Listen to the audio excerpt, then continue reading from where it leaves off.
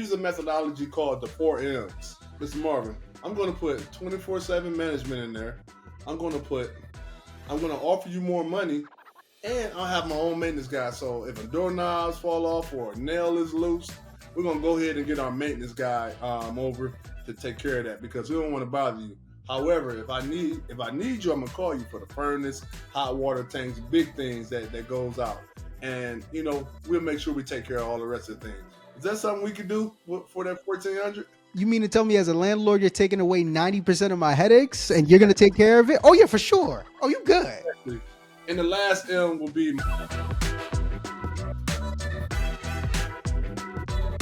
38%. That's the amount of entrepreneurs that are struggling to get their business funded because their personal credit isn't where it needs to be. Now, you can look into alternatives like corporate credit cards and vendor accounts, but the truth is the easiest way to get access to 5 to 6 figures in funding is to have good personal credit. As an entrepreneur, the stress of trying to build a successful business is already enough as is. So why work harder than you need to when you can simplify the funding process by getting your credit restored? My company, Takeoff Financial, has served hundreds of entrepreneurs just like you by helping them avoid the pain of getting denied for business funding by restoring their personal credit, and we want you to be the next one. So click the link above or below this video to secure your free consultation, and let's put you in position to get you funding that your business needs. Ladies and gentlemen, this is the Marvin Francois Show, your number one source for all things business, finance, and investing. And today is a very special day because our guest today is an entrepreneur, investor, mentor, and group home expert extraordinaire.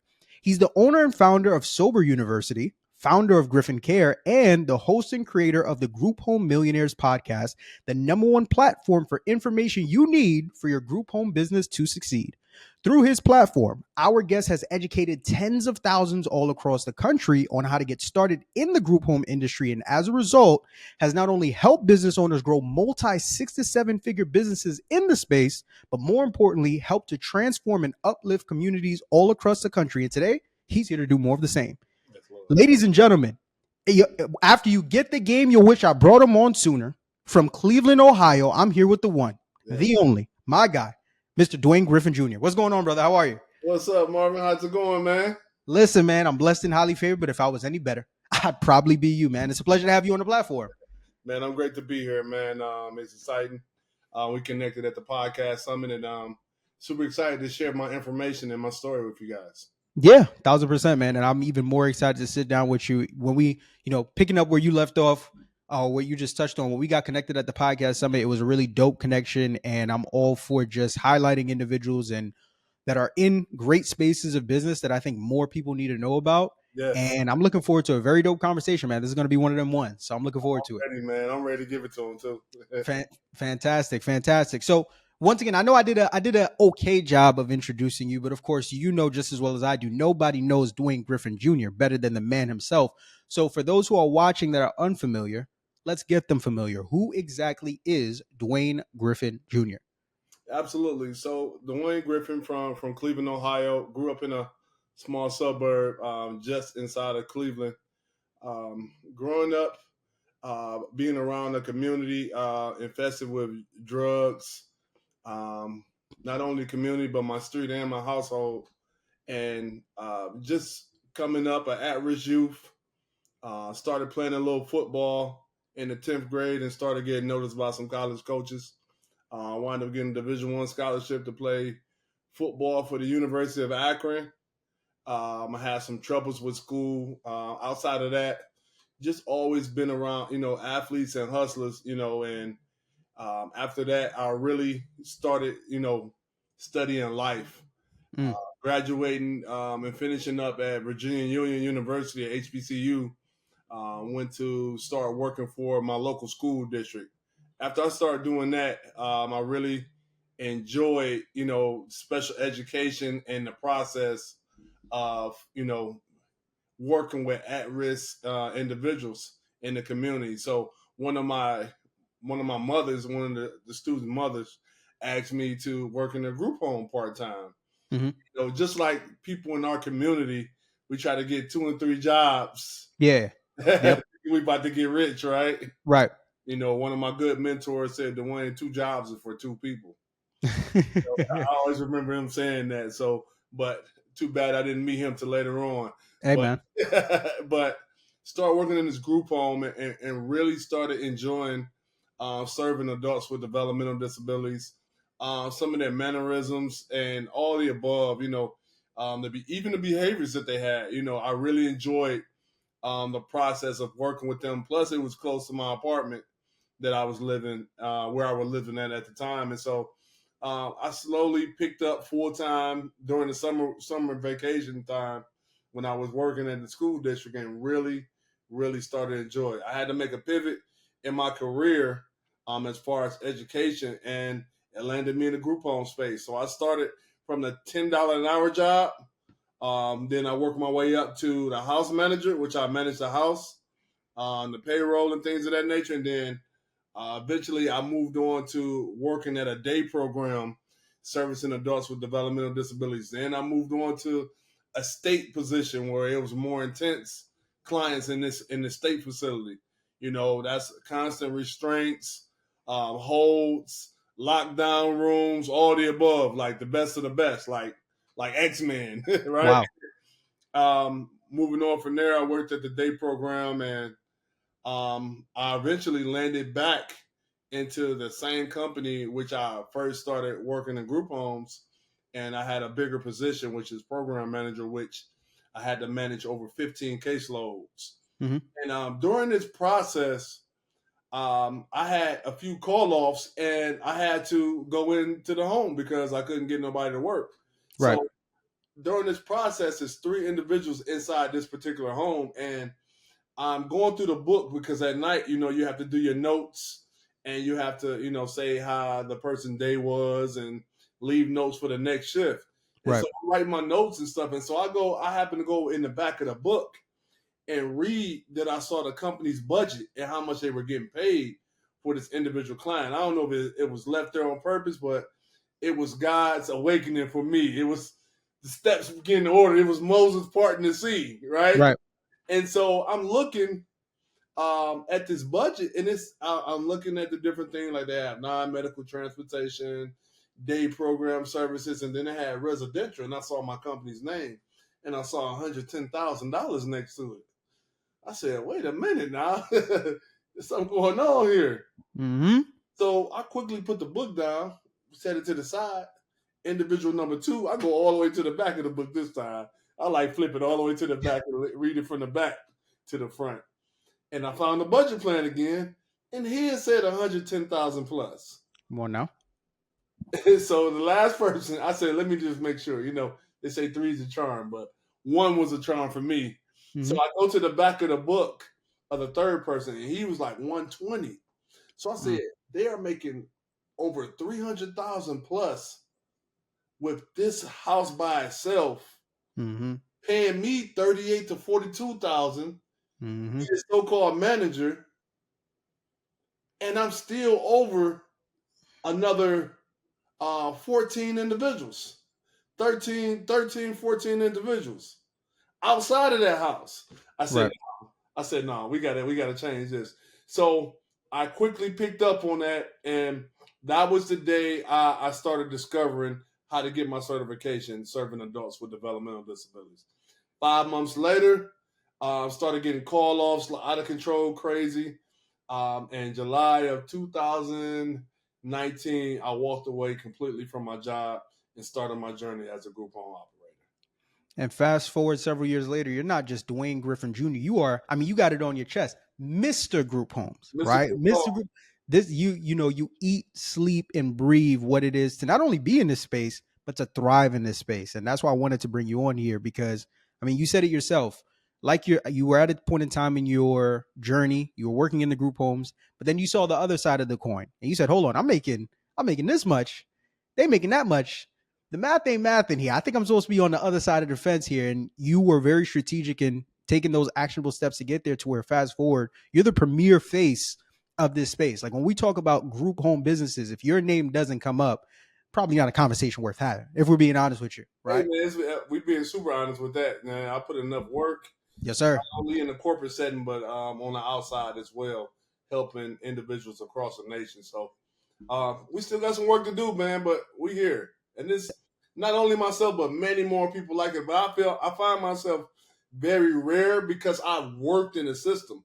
So I've Right. learned and understood how the corporate setting was in these homes. I learned how to set up their benefits, how to get furniture vouchers, um, how to speak to the landlords, what type of verbiage do I use, all the above to come to this point where I'm able to share that with our community. And that's what I'm happy about. I love that. So let's unpack it a bit more. What exactly is a group home? How does a group home work?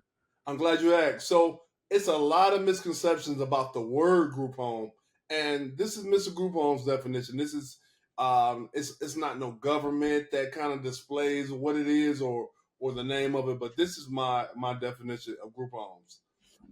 It can be 4 or 5 or more unrelated adults or kids staying inside of a residential setting that needs assistance or help with multiple daily skills, whether it's medically or everyday skills, whether you need to learn how to cook, you need to be bathed, fed, any of those above.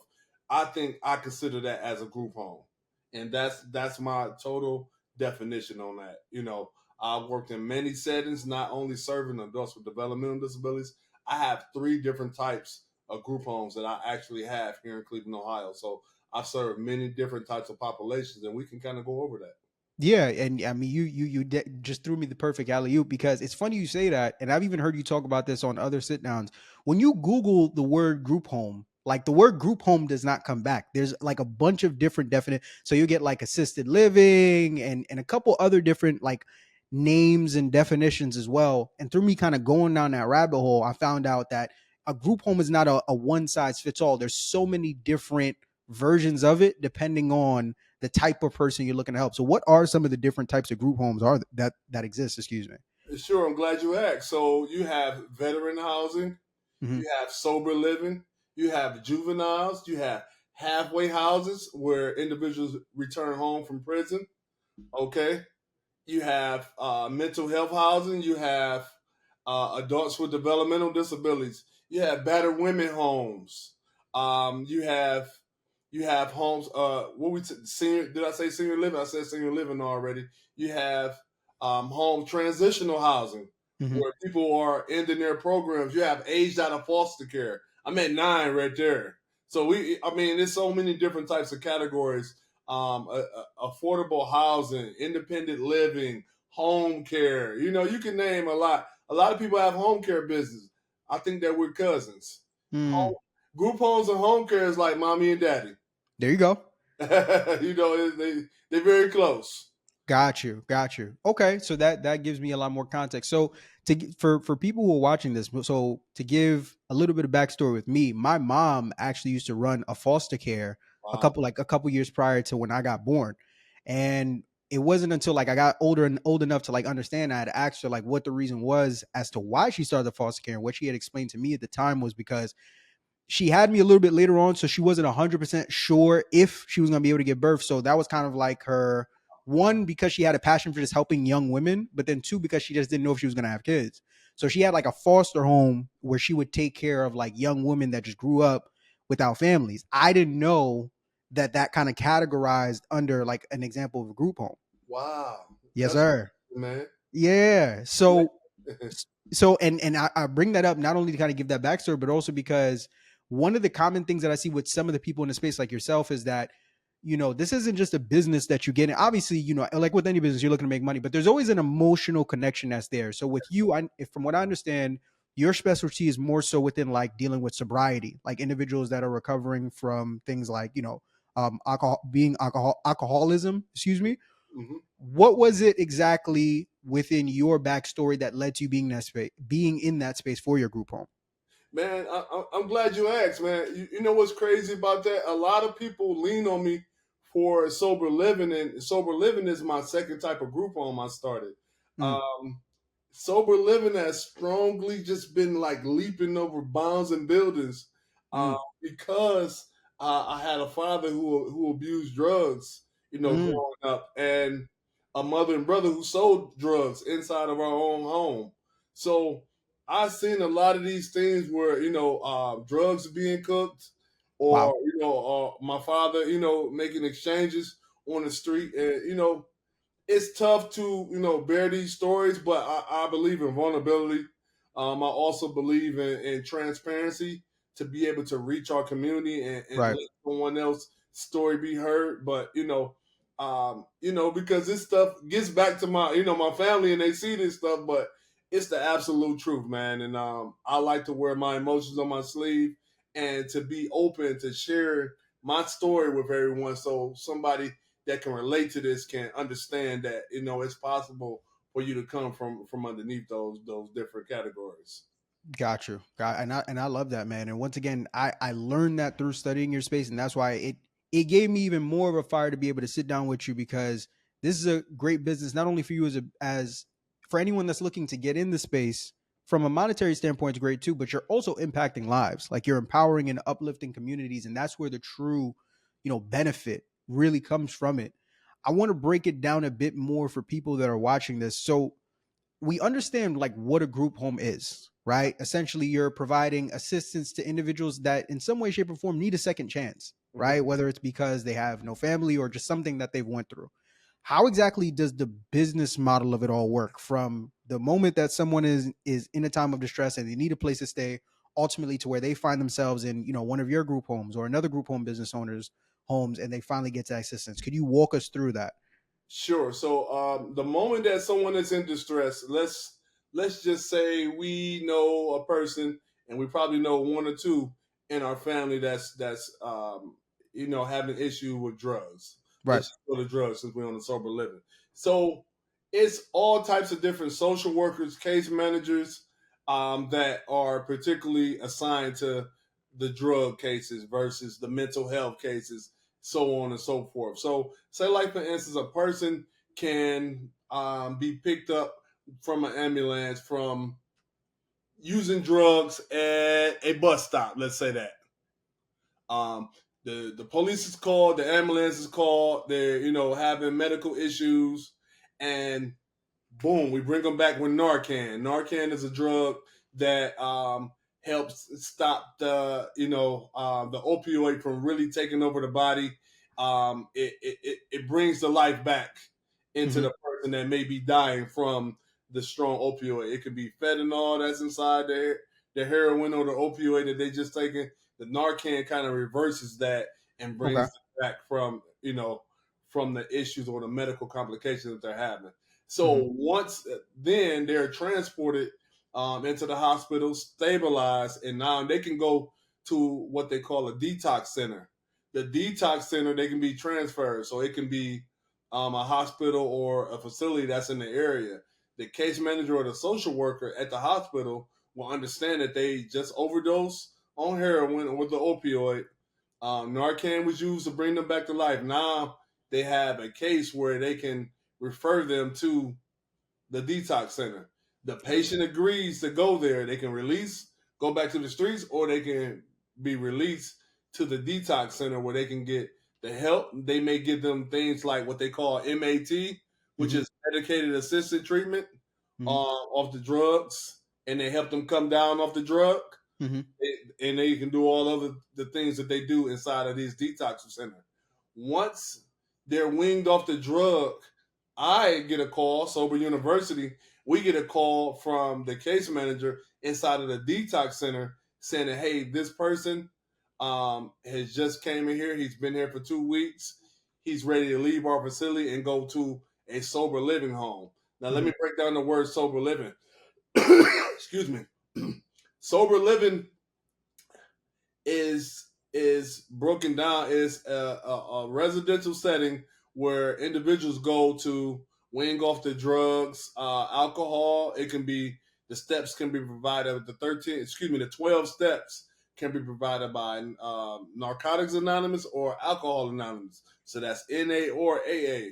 And so once they come inside the sober home, you have a set of rules, conditions, and things of that nature. But I'll get back to that once for our individual. Let's go back to our individual. So now that that case manager has provided me with the information about this young man or woman, now we can ask them, have they are they an arson, Are they a sex offender? Because sometimes your home could be within a few feet from elementary school. Right. That matters as well. But let's just stay on the drugs part. Hey, we ask them what's their drug of choice. We ask them, do they have income? When the last time they used the drug? What's the last counseling program they've been a part of? So on and so forth. I'm grant funded, so I get a number of different individuals that come to my home. So boom, let's just say Billy's a good fit for the house. So now I call my operation manager and let them know Billy's going to be coming to the house at 4 o'clock to visit, or they can do a virtual visit on my YouTube where you can actually see the home, Sober University walkthrough. So and I created a little video walkthrough because we started during the pandemic. Case managers wasn't visiting these houses like that. Right. And we didn't know what COVID was, so everybody just stayed clear of everybody. But they can come visit. The next thing you know, we do an intake paperwork and we start them out at different levels. So that person will start out at level 1. We take their phone from them. We get them house rules, chores. They have to get a sponsor, and they have to go to meetings 4 times a week. We put them in IOP, which is called intensive outpatient. All right, that helps them with their psychological treatment, their mental health treatment of the drugs. That's their day programming. So their daily feeds can be morning meditation, breakfast, get ready to go to their day program. We have multiple relationships with day programs in the city. All right, they go to that program from about 8:30 to about 1, 2 o'clock. They come back home. We have facilitators that come inside the house, man. It's deep, man. I love talking about this, man. I can see that. Yeah. I know my operation like I don't have to look at no paper, no nothing. I know my operation like the back of my hand. So we have facilitators come. These are individuals that's in recovery, constantly giving them information about how to stay off the drugs, encouraging them. We have a program called Friday Night Lights.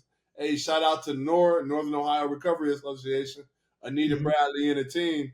They have a thing called Friday Night Lights where if some of my guys that's working, that's graduated from the IOP program, they go there on Fridays because that's one of the biggest triggers when they're working and when they get paid on Fridays. So Right. this program on Fridays, Friday Night Lights, and they have food, drinks, they dance, and they share their stories amongst the groups. And it's multiple different sober homes in one event space, partying and having a good time on Friday night, where it could be a trigger for individuals having those drugs. So we don't have a particular time that they have to leave the home. They have to just be in their recovery, and recovery is for life.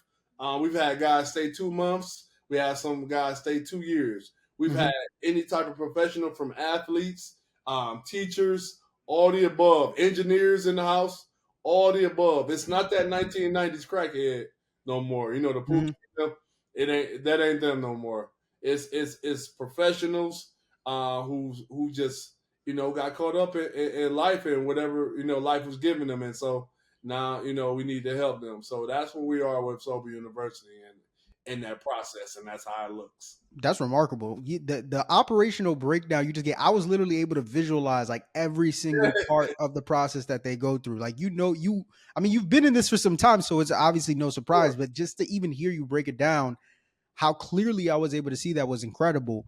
That's their side of things. But then when it comes to like your side of things as a business owner, once they're in terms of, because this is a even though you're providing assistance, this is still a business. How exactly are you making money from them being in there? Are they paying, is it like rent that they're paying you, or are they paying you themselves? Are they getting covered by the government? Like, what does the financial aspect of things look like on your end?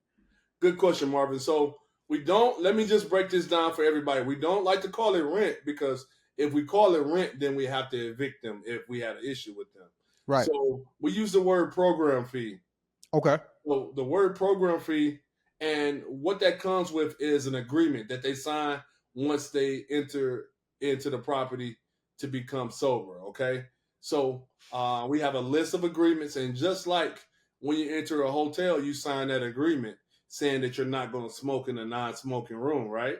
Right. And what happens when you do? No, you go ahead. Voice complaint. What happens to you, Marvin? either you're getting kicked out or they're going to tag it onto your rent, one or the other. There we go. So that's what happens with us as well. We have a list of agreements and terms and conditions, and we don't budge for them, man. These people need help, and we're here to hold them accountable and to help them. So we have an agreement with each other that they're going to do this and that and that. So some people come in, they use their SSI, SSDI. Usually the individual that's been through the system a few times, they've connected with a case manager to be able to help them get all of their benefits. So they usually have SSI, SSDI. That's one way, and they're going to pay you straight direct cash. Some people have payees. So they have payees to handle their money. So the payee support would pay your company directly. Okay? That's two ways. 3, the drug courts. So we have a relationship with the drug court. So we have probation, drug courts, probation, and the judges. So we support the drug courts here in Cleveland, Ohio. We go to the graduations. We support them by the fundraising. They have books we buy, all the above. We have a relationship. So the drug courts pay because just like some brothers in the streets that may catch drug cases, they go to court and say they were using drugs, and instead of selling them, they come home early and they get mandated to a sober home. And that's when I get the phone call from those guys as well. So the drug courts takes care of those individuals as well. Now, another source is the IOP places. So the IOP places, and if you put in a quick search, guys, and I want y'all to do this, type in IOP near me and watch what pops up, Marvin. You actually gonna see IOP places pop up near you in the area right then and there. We contact those places. We have relationships with those IOP places. Not all, but some. What they do is they bill for mental health. They bill for psychiatric treatment. They bill for group therapy, peer support services. It's like 4 or 5 billable services that these companies bill for. So what they need from you is stable housing for that individual to come in and out of their facility every single day. So it's a great relationship to have. So guess what? Me as an IOP personnel, we need this guy to come in and out, back and forth every single day until he graduates and graduates back into life, like our slogan is for Sober University. So I need a relationship with you. So guess what, Dwayne? I'm going to pay you to make sure that this person is housed so he comes back and forth every single day. So that's another way that we get paid as well for the individual. And the last one is we're grant funded through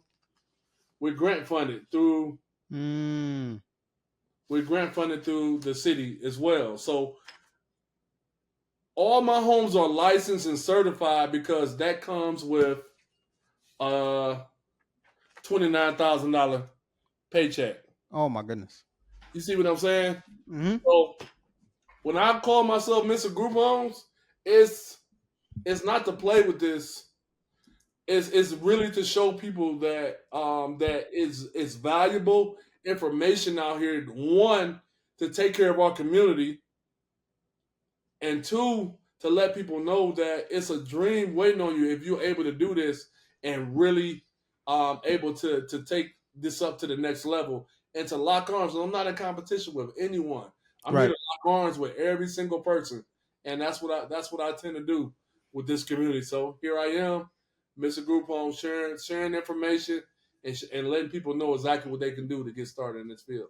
Listen, if you're an entrepreneur struggling to get funding because of your bad credit, then this video is for you. You see, I understand that when banks deny businesses for funding, they're not just denying businesses the capital they need, but they're also denying business owners the resources that they need to build the business of their dreams. And as a business owner, I've seen this happen over and over and over and over again, but I want you to know that there's a solution. Because here at Takeoff Financial, we've helped countless entrepreneurs just like you go from having poor personal credit and not being able to access funding to having perfect personal credit that they were able to leverage to access 5 to 6 figures in funding, and we want you to be the next one. So click the link above or below this video to secure your free consultation, and we'll see you on the other side of success, family. So when it comes to that, you like you said, it's not rent, it's a program fee because these people are going through a program to get themselves back on track. So, roughly, when it comes to getting even deeper into the numbers, on average, what's the average program fee for somebody that comes in your home, and what's the most amount of people that you keep in a house at a Sure. time? So I have 12 beds on one half of my entire home, and it's $400 per program fee. So that's Got $400 plus that 29 plus what I get paid from the IOP places. So it's some good. pretty. If you do the math, it's pretty good math. And this is more or less the rough math. And at this current moment in time, you have how many different group homes at this current moment? So I have three different types of group homes: adults Got, with developmental disabilities, sober living, and mental health homes. And got each verbiage can change within the city limits and the state limits. So that's what me and my team we do. We do a thorough check on the breakdown of the state, hmm city, and the county limits on each individual basis. So I may get a call from someone in California where I need to look up Stockton County uh, serving adults with developmental disabilities, hmm or sober living standards, or occupational. Zoning. What's hmm the zoning for? So it's a big breakdown. But once we break that down and do the research, then we got we have the information. It's just about us figuring out what can and can't be done in specific areas. Right. When it comes to the actual home where you're holding the group home business in, right? When it comes to securing that, if I'm somebody that wants to come into the space, am I buying the home, right? Financing it through like a mortgage, or is it better for me to find a house that I could lease, and then from there, I'm almost kind of like subleasing in a way to where I'm running the group home. From your experience, what side of the coin makes more sense? Um, uh, I would say because I know who my target market is, and they're not super rich. So, say like this, I have real estate investors that's part of my target market, but in the same breath, I have individuals that worked in the group homes like me, who's my target market, and I know they're not making a lot of money. So, I would suggest leasing, and that way you'll be able to leverage the property. So, if you look up a home for rent here in Cleveland, I mean, we could do eight to $1,200 easily, but Mm, still put 12 beds in there, 10 to 12 beds inside a group home. Let's do hmm some quick math.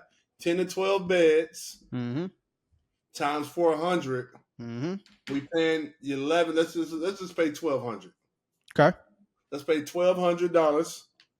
All right. Let's go with the 12 beds, which is 4,400. 44 to 4,800, give or take, depending on 4,400. So 4,400 minus the 1,200. 4,400 minus 1,200, looking at 3,200. So that's your monthly flow. And then what do? We rinse and repeat and do the same thing, or we buy the other side of the house, and so on and so forth. So I usually try to have my clients get 8 to 10 beds at that 400, and then once we leverage it off like that, they got a flow coming with the cash. Now we go get the certification, and then ramp it up a lot, and then um, try to get some of these checks that I've been receiving. I love that. One of the things you said earlier on that I want to circle back to now, if we're leasing, as I'm sure you know, if I'm leasing a house for a business like this, the conversation with the landlord gets very, very interesting, right? Because every landlord does not want, people in and out of their house on a weekly, daily basis. They want some sense of stability. You talked earlier about how, because of how long you've been in the space, you know the do's and don'ts of working with these landlords to get that side of the business set up. What are some of those conversations look like when you're going to the landlord saying, hey, I'm looking to start a group home business. This is X, this is Y, this is Z. Can we go ahead and make this happen? I'm glad you asked, man. So I'm about to pull out like some of my secret sauce now, Marvin. Now I'm warming up now. I So love it. I use a methodology called the 4 M's. Okay. Uh, 4 M stands for management. So, hey, Mr. Marvin, I really like this home. I would like to. I usually don't try to use the word group home. I use the word like I would like to use this for my independent living. Um, I get real creative with my words, and they all Got send you. it for group home, right? So, Mr. Marvin, I'm not only gonna go ahead and like to purchase this property for my independent living space, but we're going to have 24/7 management inside it. I'm going to have someone that's going to be dropping by as well as someone living inside. So that is that good for you? Sounds fantastic. Right. So if that M doesn't work, money. Well, Mm. Mr. Marvin, I see that you want 1,200 for this, so I should assume that one is going to pay off the mortgage, your monthly mortgage, and put money in your pocket. So how about this, Marvin? I'm gonna offer you $1,400. Mm. Okay, I'm gonna pay my security, and then I'm also gonna pay 3 months rent. Does that sound like something that we can work out right now, sir? Sounds absolutely possible. Let's make it happen. Management money. Mm-hmm. Number three, maintenance. Okay. Mr. Marvin, I'm going to put 24/7 management in there. I'm going to offer you more money, and I'll have my own maintenance guy. So if a doorknobs fall off or a nail is loose, we're going to go ahead and get our maintenance guy over to take care of that because we don't want to bother you. However, if I need you, I'm going to call you for the furnace, hot water tanks, big things that goes out. And we'll make sure we take care of all the rest of the things. Is that something we could do for that 1,400? You mean to tell me as a landlord, you're taking away 90% of my headaches and you're going to take care of it? Oh, yeah, for sure. Oh, you good. And the last M will be monitored. So we will put monitoring systems inside the home as well. So, Mr. Marvin, we're gonna put the manager, 24/7 manager in there. We're gonna offer you more money than what you're asking for on Zillow. We're gonna have our own maintenance, and we'll have a monitoring system. So we'll make sure that there's no riffraff in there, or else we will make sure that that person gets out right now. Is that something? Who am I writing a check to, Mr. Marvin? Listen, and then you like. If I'm not even a landlord, and I'm ready to go ahead and sign off on this. I'm close to you, man. Give me that. Right. Give me that house, man. I love this house. Right. So No, that way, we signed off 1,400, man. Let's offer them $200 more just for them to say yes, because a lot of people say no. Or you have to go to these big housing property management companies. It's too much, man. right. So when you find a solo owner or a single owner, man, just offer them more money up front, man. It's never a no to me. When you find the perfect property for you to do your group home in, it's Mhm. never a no. It's a how can we purchase that for that? How can we figure out to work this out? And so I use those 4 M's, and I teach that in my class on how to really leverage these properties, man. And I've been pretty successful with that methodology right there, man. That I mean, I'm once again, I'm not even in the space, and as I'm listening to you, I'm like, I'd be a fool to say no to this. Like Yeah, more money, you're taking care of the property. There's going to be 24/7 monitoring, and like you're literally checking off every single headache that I possibly could have as a landlord, and I'm getting 3 months security. Oh no, come on. I'll help you. I'll help you move in. I'll help you. And it's real, Marv. We really do that, man. We really try to hold our word to that. And those are some of the tactics that we use when we get a little pushback, man. If you just say yes, then let's save some money now. Let's save $200. But Mhm. other than that, then we have the leeway just off of receiving cash with the 12 individuals at $400 a piece. So that's just one model. It's many different types of models. My adults with developmental disabilities, we do 26K a week. Mm. Medicaid. We bill Medicaid, and we do about 26K a week. So how much does it exactly cost? Because we've really started to get into the nitty gritty of the numbers, and you've talked about just some of the rough numbers that you do now with the different group homes you have. How much did it cost for you to get started, like roughly? I usually say about six. I always put this on my sheets. I always put 6 to 22K. I say 6 to 22K, and six being, let's just use the sober living model. So furniture, um, paying you after I use the 4 M's on you. we're gonna do the pay like 1 or 2 months in advance, security deposit, and then furniture, silverware, bedspreads, sheets, all the above, personal care items, a little bit of food in the house. 6 to 7K on that one. When I say 22, I use a grant writer Miss Kendra Anderson of Anderson Consulting. She started my 501c3 for me. I am nonprofit with the Sober Living Home, Mm-hmm. and so we started a nonprofit organization through her. She started it up. She wrote the grants. She Mm-hmm. developed my policies and procedures. She Mm-hmm. developed my bylaws, all the above, and she managed the grant for us as well. So her consulting fee was, in between that 8 and 22,000, but well worth it when I'm getting checks like that. We coming up on our fifth grant period now. Mm-hmm. We've been existing since 2019, served over 100 men, and it's just been a doozy, man. I really, I always credit one God first because he cast that vision upon us or Mm-hmm. me to really, my wife and I, share the same vision, but he cast that vision on me, and I'm glad I wasn't paying attention to why Will Smith slapped Chris Rock and none of that craziness, man, because we missed so many of our blessings, Yep. due to distractions. And they Yep. say opportunities don't pass people up; they just go to the next person. Yes, sir. I'm glad opportunity came to me. And group homes has been the number one thing for me. I've been able to travel the world, enjoying myself. It's been life changing for me and my family. And I just want someone who was working a job, who is didn't quite meet that you wanted just more for your life, and out of everything that life wanted to give you, Right. to take the shot. Guys, I sat in the clients' living rooms, people bringing bed bugs in, restraining in the mud, all the above to get to this point. So I want people to understand that, buying cars and minivans from the auction. I never owned a brand new car until I started doing group homes, and Mm. got my first car off the lot, man. Now it's regular to me. The Amex cars is regular to me. It's a Mm-hmm. regular lifestyle that us and our community need to enjoy every single day. And I'm putting it right in front of y'all face. So it's up for you guys to reach out, invest in yourself. Come on now. Got to invest in yourself.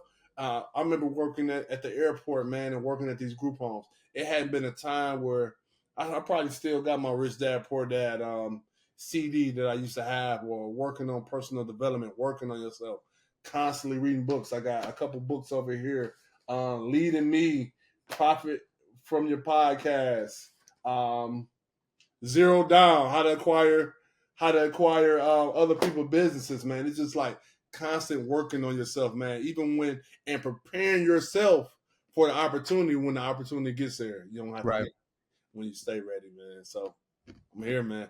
Powerful, powerful, powerful, powerful. And that's why I love sitting down with individuals like yourself, because it's important for our community to be able to see this. Like, they have to see, I'm going to butcher the saying, but it's like, for some people, it's not that they don't believe it, but it's just that they have to see it first.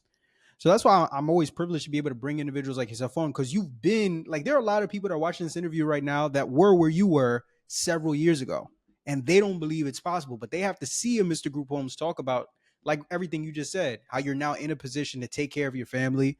You don't have to clock in anywhere. Not saying there's anything wrong with that, but you don't have to if you don't want to.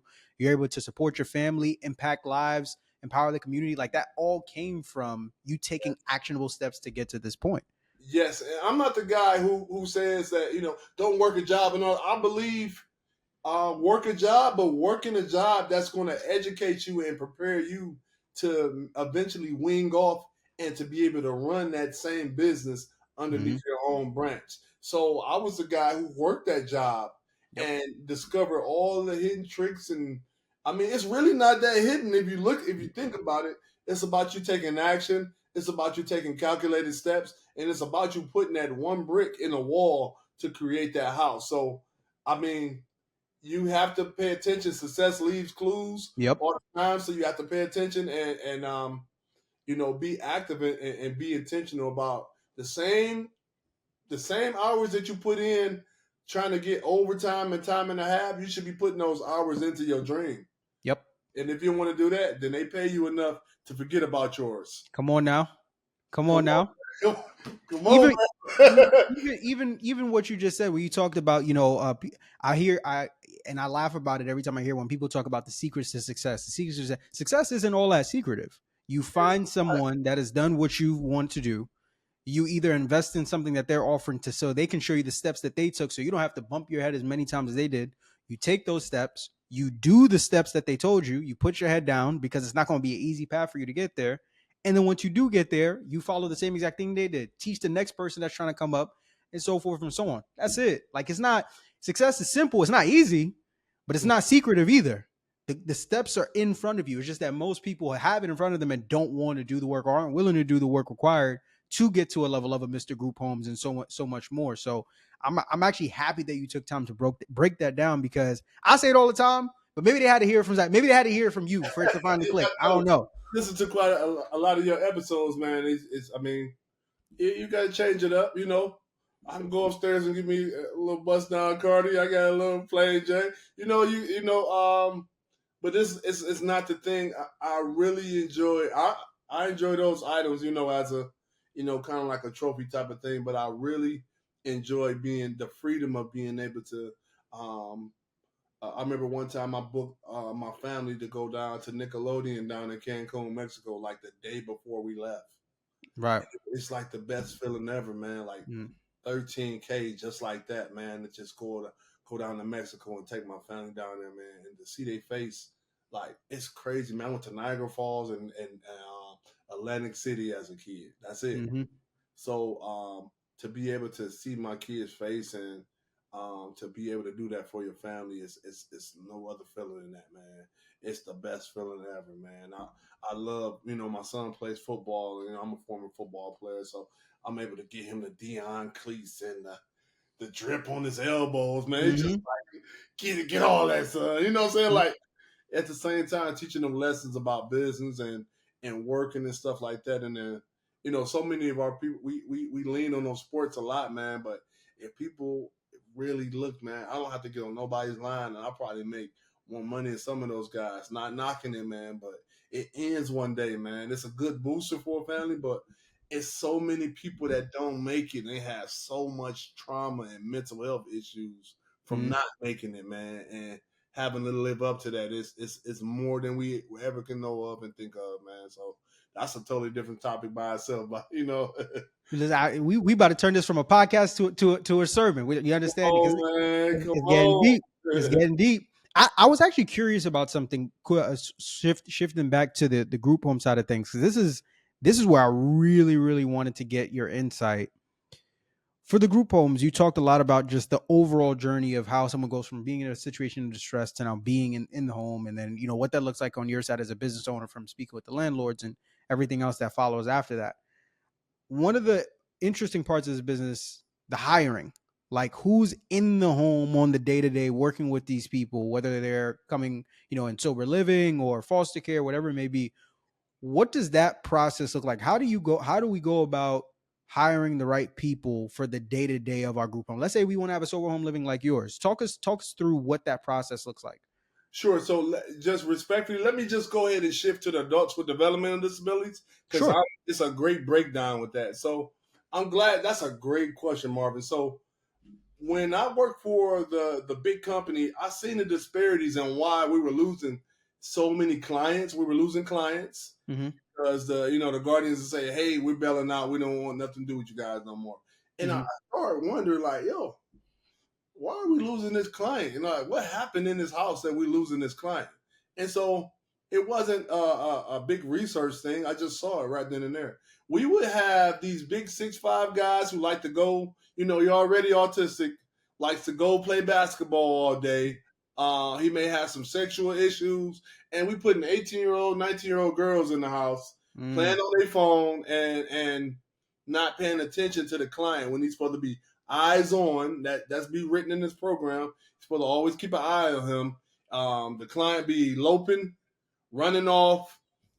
They're playing on their phone, so they're not playing basketball with them. They're not being intentional. So I saw that disparity, and I'm like, So when I start taking these caseloads in or looking at, because you can see the plan in what this particular client needs, right?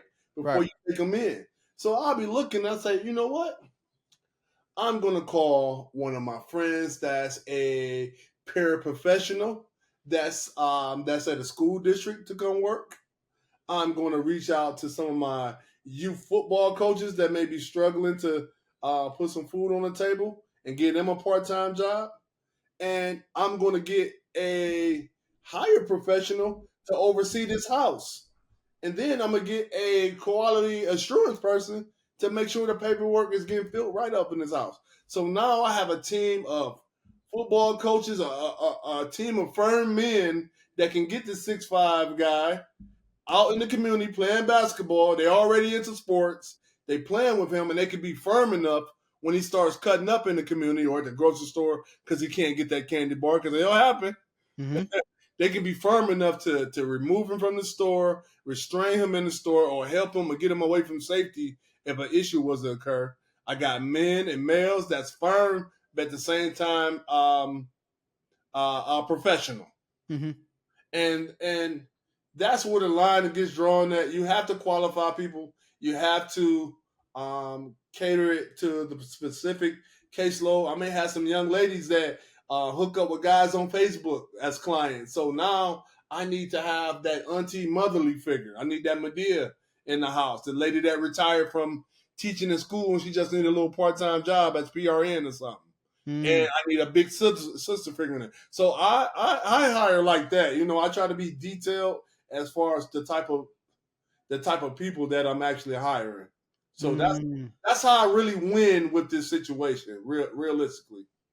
What are some of the difficulty you slightly touched on it, but you know, hiring in any business is tough. With this business, it's even more tough because you're dealing with people that are coming from very troubled situations. What are some of the difficulties that come with the day-to-day of that? I'm sure you've gotten some calls in your day where it's like, all right, here we go. Oh man, come on, man. Man, you asked another right question. So man, we've had people bring in that's my baby. We've had people have girlfriends spend the night on third shift. Um, we've had allegations of physical abuse, so verbal abuse. So employees fighting clients. Neglect. Anything can be neglect from eating the client's food inside the house to coming on third shift and leaving and then returning back in the morning saying they've been on shift all day, cheating on hours. I mean, that's a good question, man. It's so many. You might have a ratio where we need Dwayne and Johnny to be with Marvin on the shift, so it's a 2-to-1 shift, 24/7. That's written in their plan, so we get paid a little bit more. But two employees will split a 12-hour shift into one. So one person to take the client for 6 hours, and another employee would take the client for 6 hours. They trade, and then at the end of the shift, they both come together and they both say they did 12 hours. So it's all types of, man, clocking in. Clocking in from Florida, knowing that you're not even there. I mean, you've seen it all. You've seen it all. I was thinking about doing a group home movie, man. Stay tuned, man. Like a funny Friday group home movie, because I done seen it all, man. I've seen the client spend the night over another employee's house before. I've seen a little bit of everything, man. When I say everything, taking clients into strip clubs. I mean, it's permitted, but it's not the best environment for, It's not conducive to why they're here, pretty much. Oh, no. So, man, you name it, man. You've been through it all. Man, I've been through it, man, for sure. Okay. Call-offs. We get a last-minute call-off, and next thing you know, we see they'll post on their story, man. They in Vegas kicking it. It's crazy. Crazy. So that's some of the disparities that I've definitely seen with the employees, and you build you up a good team. You take care of your team. You give them bonuses. You give them praise, and then you give them an opportunity to be in the same seat that you're sitting in. And some people are just want to get their hours. Some people are hour junkies. Right. And we receive that, and some people are just willing to look at an opportunity and say, "Hey, I want to do this at one point in time." So you give them that opportunity, and you be open with them. You take care of your people, give them paraphernalia and stuff like that, and hope that you do good by them, man. But you can't make everybody happy. It'll be employees smiling in your face. Next thing you know, it's a unemployment claim, it's a workman's comp claim. So Right. you just got to be even keel with that. Don't be scared to walk somebody to the front door. I walk so many people to the front door. It's There just, you go. hey man, you did no call no show. Let's go ahead and walk you to the front door, The man. biggest risk that most entrepreneurs take is trying to build a successful business without funding. But that risk is a reality for 1 out of every 3 entrepreneurs because their personal credit isn't where it needs to be in order for them to access that capital. Now, the truth is you can close the gap between where your business is versus where you want it to be by leveraging business credit, but if your personal credit report is poor, 99% of banks and lenders are going to deny you from doing so. And I should know, because a couple of years ago, I leveraged my personal credit report to get funding from Chase to start my company. And now that very same company, Takeoff Financial, is serving entrepreneurs just like you that are looking to restore their credit to get access to 5 to 6 figures in funding. So if you want to go from risk to reward, click the link above or below this video to schedule your free consultation so that we can restore your credit and put you in position to access capital to build the business of your dreams. You mentioned something earlier as well. And I wanted to touch on that too. Obviously, I come from the funding and finance space. You being in the group home space, you talked about like grants and funding. How exactly does that work when it comes to just different ways that we can either fund these group homes or either just make additional cash flow when it comes to these group homes? Like, what are some of those programs? Sure. So some of the programs like this particular one where I'm getting funded through our county, the state sued the opioid companies, and this is something that you have to pay attention to in your neighborhood. What's the issue? It may be sex trafficking for juveniles in Texas and California. You have to Mm-hmm. pay attention to the news. You have to pay attention to the politicians to see what's going on and know what's going on. So in this particular situation, I saw that the state of Ohio sued the opioid companies and won. Mm. So when they won that money, they sprinkled it amongst the state of Ohio, and we were able to receive some of that money to be able to receive the funding that we now have for the last 4 years now. So Wow.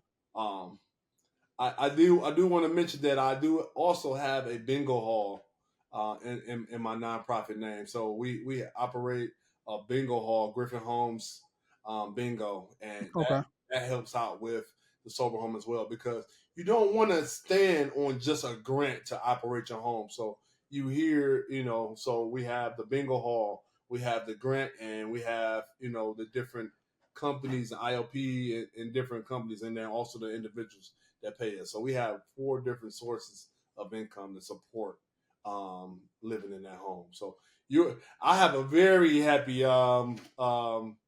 plethora of property owners underneath me that Okay. really love us.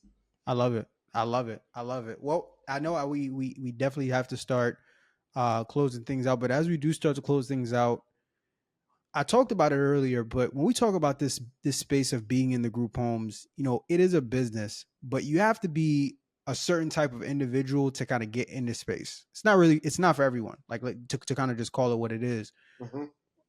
We talked a lot about who should be looking to start the business and how they can go about it. From your experience, who should not be starting group homes? Like who should steer far and clear from the space if they don't check off these boxes or fit or match these qualities because you are not going to make it in this business? Well, one great question. One is a person that's chasing the money. If you're looking to chase that money, it's not going to chase you back. We've had situations where we haven't gotten paid for 90 days, but I still operated Everything was good. like everything was good because I was caring for the individuals that I really love and Mm-hmm. appreciated. Then also, operating wise, I mean, we still have to pay our employees, which we pay weekly. Mm. So, you have to absorb those type of costs or be ready to absorb those type of costs. And if you're not really about this life, then it's going to be hard for you to manage. And that's billing kicking in and things of that nature. So it's very suggested that you have a flow of cash or abundance of money, in the savings. That's that finance thing where you have 4 different accounts for things. So you want to have that account ready to be able to weather that storm. So a person that's chasing money, no. A person that doesn't have a heart for helping individuals, no. If you guys know the color system, I'm a red and I'm a yellow as well. So red being very aggressive and like the fact that you want to make some money and things of that nature and look for opportunity. Yes, I'm all for it. Yellow is a person that like to help people. All right. Blues just like to be in the front of the room and so on and so forth. Right. So I'm a red and a yellow. Those are my colors. So I grown up. My mom always helped people in the neighborhood. Always did that. So if you're a person that doesn't like to help, no, that's not for you. I don't think it's for you. Another person that wouldn't fit the mold is anyone that can't be consistent, man. I think I work so many people with doctors and master degrees and certification this and that, and no offense to nobody, but a part of fraternities and sororities and other groups, and I worked them with consistency, man. Woo, my tenacity is crazy, man. I'm like Mike Tyson, the group. Come on now. I want to eat your kids. And Right. I ain't trying to say that literally, but I'm so Right. passionate. One, I know what yesterday looked like for me, where I couldn't do these things. And so now I've got a hold to this great information. I start meeting people like yourself, Herman, the Haitian CEO, Yep. Way billionaire, him Hmm. 500. Like, these are, you guys are some great peers to me, but someone that I look up to, man, that I enjoy your platforms and what you've done. But I wanted to let everyone know that Mr. Group Homes is here. And if you want to be consistent, if you want something different and you're looking for change and you want to make a change in your community while making some change, then Group Homes is it, man. There you go. And on that note, I couldn't close it any better.